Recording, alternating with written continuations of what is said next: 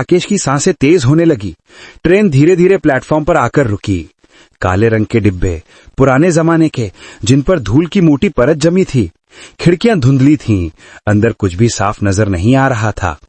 राकेश ने हिम्मत जुटाई और सबसे नजदीकी डिब्बे के दरवाजे की ओर बढ़ा। दरवाजा अपने आप खुल गया, बिना किसी आवाज के। अंदर अंधेरा था, सिर्फ एक मध्यम लाल बल्ब जल रहा था। उसने एक कदम अंदर रखा। किसी को यहां आना नहीं चाहिए था, एक आवाज गूंजी। राकेश चौंक गया। उसने चारों तरफ देखा, लेकिन कोई नहीं था, सिर्फ खाली सीटें और उन पर पड़ी धूल।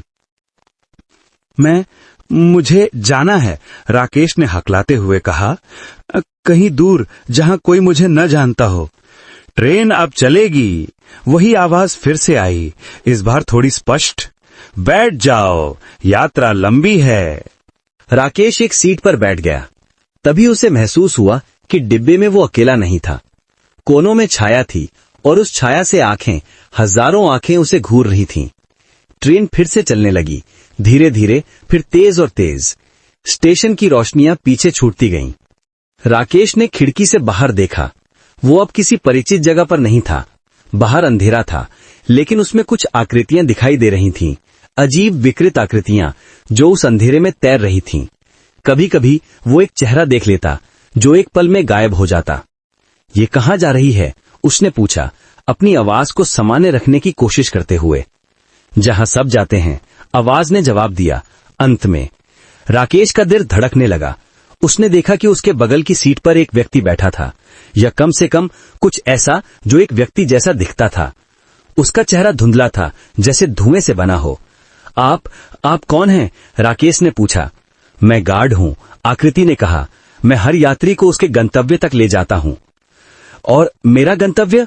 राकेश की आवाज कांप रही थी। गार्ड ने मुस्कुराया, उसके दांत चमके। वही जो आपने चुना है, हम सिर्फ आपको वहां पहुंचा रहे हैं। आखिरकार ये अंतिम ट्रेन है, आखिरी मौका। राकेश को अचानक एहसास हुआ कि डिब्बा अब एक अजीब लाल प्रकाश से भर गया था और हवा गर्म थी, बहुत गर्म। उसका माथा पसीने से तर हो गया। मुझे उतरना है, वो चिल्लाया, अपनी सीट से उठकर। मुझे अभी उतरना है। कोई नहीं उतरता, गार्ड ने कहा, जब तक हम गंतव्य पर न पहुंच जाएं। राकेश दरवाजे की ओर भागा, लेकिन वो दरवाजा अब वहां नहीं था, सिर्फ एक ठोस दीवार थी। वो खिड़की की ओर मुड़ा, लेकिन खिड़की के बाहर अब सिर्फ अंधेरा था, और अंधेरे में वो चेहरे, सैकड़ों चेहरे जो उसे घूर रहे थे। उसने अचानक महसूस किया कि डिब्बे में हर सीट भरी थी, लेकिन यात्री, वे मनुष्य नहीं लग रहे थे। उनकी आंखें खोखली थीं, उनकी त्वचा पीली और पतली, और वे सब उसे घूर रहे थे। आप सब कौन हैं? राकेश ने कांपते हुए पूछा। हम वही हैं जो तुम हो, उन्होंने एक साथ जवाब दिया। हम वही हैं जो तुम बनोगे। राकेश चिल्लाया और अपनी आंखें बंद कर लीं। जब उसने अपनी आंखें खोलीं, तो वो फिर से प्लेटफॉर्म पर था। बारिश रुक चुकी थी। सुबह का पहला प्रकाश आसमान में फैल रहा था। एक सपना, उसने खुद को दिलासा दिया, सिर्फ एक बुरा सपना। उसने अपनी घड़ी देखी, सुबह के 4:30 बज रहे थे। स्टेशन खाली था, सिर्फ एक सफाई कर्मचारी झाड़ू लगा रहा था। भाई, राकेश ने सफाई कर्मचारी को पुकारा, क्या यहां आधी रात के बाद कोई ट्रेन आती है? सफाई कर्मचारी ने उसे अजीब नजरों से देखा। नहीं साहब, आखिरी ट्रेन रात के 9 बजे जाती है, उसके बाद कोई ट्रेन नहीं। राकेश ने अपने कोट की जेब में हाथ डाला और एक टिकट निकाला, एक काला टिकट जिस पर सुनहरे अक्षरों में लिखा था, अंतिम ट्रेन, वन वे। उसकी नजर प्लेटफॉर्म के दूसरे छोर पर गई। वहां कुछ लोग खड़े थे, वही यात्री जो ट्रेन में थे। वे उसे देख रहे थे, मुस्कुरा रहे थे, और उनके बीच वो गार्ड था, अपनी घड़ी देखते हुए, जैसे समय की गिनती कर रहा हो। राकेश ने अपनी आंखें मली और फिर देखा, वे गायब हो गए थे।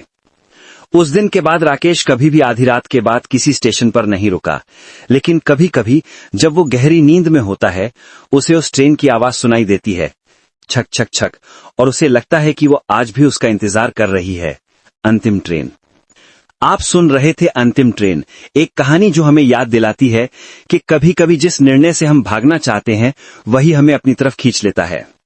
धन्यवाद श्रोताओं, फिर मिलेंगे अगली कहानी में। तब तक के लिए सावधान रहें और आधी रात के बाद ट्रेन स्टेशन पर अकेले न रहें।